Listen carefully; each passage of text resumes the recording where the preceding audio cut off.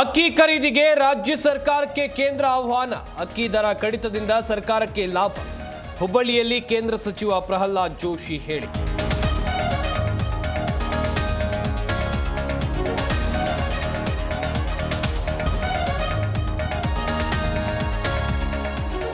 BJP ರಾಜ್ಯಾಧ್ಯಕ್ಷ ಬದಲಾವಣೆ ಹೈಕಮಾಂಡ್ಗೆ ಬಿಟ್ಟಿದ್ದು, ಏನ್ ನಿರ್ಧಾರ ಮಾಡ್ತಾರೋ ಮುಂದೆ ನೋಡೋಣ. ಧಾರವಾಡದಲ್ಲಿ ಅರವಿಂದ್ ಬೆಲ್ಲದ್ ಹೇಳಿ.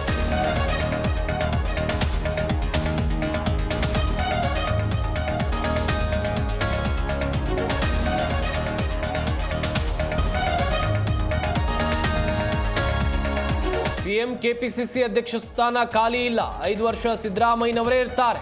ಹೈಕಮಾಂಡ್ ಹಾಕಿದ ಗೆರೆ ದಾಟಲ್ಲ ಅಂದ್ರು ಜಮೀರ್.